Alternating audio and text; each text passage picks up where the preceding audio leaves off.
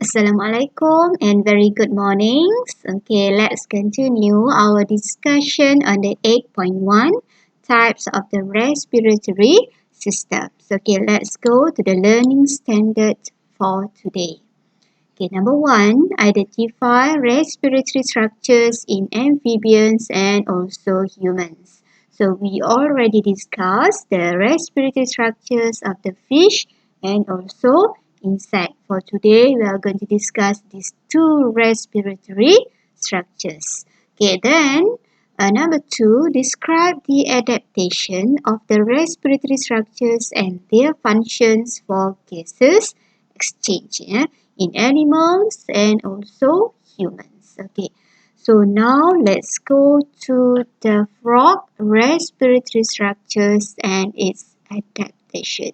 So can you guess what are the respiratory structures of the frog? Okay, is it one or two? Yes, two. Okay, what are they? Skin and also lungs. Yes, skin and lung. Okay, let's go to the skin. Okay, in an inactive state, the frog uses its skin for gases exchange. For example, at rest conditions, so the frog uses its skin. The skin is thin and highly permeable to respiratory gases. The moist skin allows respiratory gases to dissolve in it. Then beneath the skin, there are many networks of the blood capillaries to transport respiratory gases. So all of these are referred to the adaptations of the skin of frog. Okay, let's go to the lungs of the frog. So this is referred to the structure of the lungs. Yeah, okay, of the lungs. There are two lungs. Yeah, one pair of lungs. So there are two lungs of the frog, and then these are referred to the skin of the frog. Okay, let's go to adaptation of the lung. So the surface of the lungs is folded to increase the total surface area for exchange of gases. Okay, so the lung surface are folded. Yeah, they are folded. Right? For what? To increase the total surface area, to increase the gases exchange. Okay. The thin lung membrane is the diffusion of the respiratory gases. Yeah, the thin lung membrane. The moist lung walls. Yeah, the moist lung walls enable the respiratory gases to dissolve in them. Yeah, it is moist. And then the lungs are also rich with a network of the blood capillaries to transport respiratory gases. So these are referred to the adaptation of the frog lungs. Okay. Okay, let's go to the human respiratory structures and its adaptation. Okay, can you guess what is the human respiratory structure? So this is referred to the alveolus. Okay, now we are going to discuss about the alveolus and its adaptation.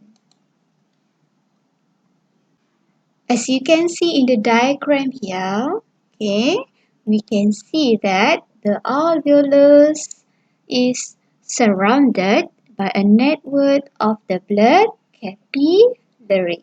Right, okay, so now let's go to the human respiratory structure, which is alveolus, and its adaptation. Okay, right? The human respiratory structures is the alveolus, which has the characteristics for efficient respiratory gases exchange. Okay, now let's discuss the characteristics of the alveolus.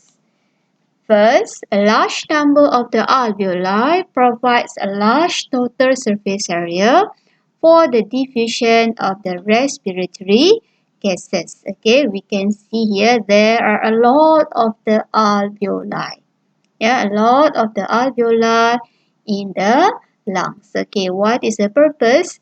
To provide a large total surface area for the gases exchange. Okay, the thin alveolus wall. Thin alveolus wall that is as thick as one cell. Okay, makes the diffusion of the gases much easier. Okay, second characteristic is thin alveolus wall, yeah, which is one cell thick. Okay, the third one, the alveolus wall is always moist. Okay, moist. Okay, oxygen and carbon dioxide can dissolve easily and diffuse through the walls into the blood capillaries. Okay, next, the alveolus is surrounded by a large network of the blood capillaries to hasten the diffusion of the respiratory gases. So you have to know these four alveolus adaptations and also its explanation. For example, if you state the adaptation of the alveolus, which is the alveolus is surrounded by a large network of the blood capillaries, so that is one point, and then you have to explain. Alright, for what? To hasten or to fasten the diffusion of the respiratory gases. Alright? Okay, so that is a few tips how to answer an essay. Okay, now let's go to the comparison. Yeah, okay, comparison and contrast of respiratory structures in humans and animals. Okay, when we are talking about the comparison and contrast, so we have to take a look on the similarities and also differences. Okay, first let's go to the similarities of the respiratory structures, yeah, in humans and also animals. Okay, first, all respiratory structures have a large ratio of total surface area to volume for an efficient exchange of respiratory gases. Okay, so what is the point here? The point here is all respiratory structures have a large ratio of the TSA per V. Okay, the second one, all respiratory structures are thin. Okay, so what is the purpose? This makes the diffusion of the respiratory gases much faster. And then the third similarities, all respiratory structures are moist and thin allow respiratory gases to dissolve in them. Okay, then last one, the respiratory structures is complete with a network of the blood capillaries except insect, yeah, that allow for efficient transport of respiratory gases. Okay, so all of these are referred to the similarities. Yeah, similarities for all respiratory structures. Okay, let's go to the differences. Okay, the differences of the respiratory structures of the insect, fish, frog, and also humans. Okay, now let's go to the first characteristic, which is referred to the respiratory structure. In insect, the respiratory structure is tracheal, while in fish, the respiratory structure is filament and lamella. Okay, while in frogs, the respiratory structures are skin and lungs. And in the human, it is alveolus. Okay, and then for the second differences, okay, what is a characteristic that we want to compare here, that we want to get the differences? Okay, how the large ratio is large ratio of total surface area to volume for respiratory structure is achieved. Okay, so what? So actually, it discussing about the characteristics or the adaptation of the respiratory structure to increase the ratio of the total surface area to volume. Okay, so for the insect, yeah, insects have a large number of tracheoles. Yeah, have a large number of the tracheoles to increase the ratio of the total surface area to volume. Okay, in fish, they have a large number of the filaments and also lamellae. Yeah, okay, to increase the ratio of total surface area to volume.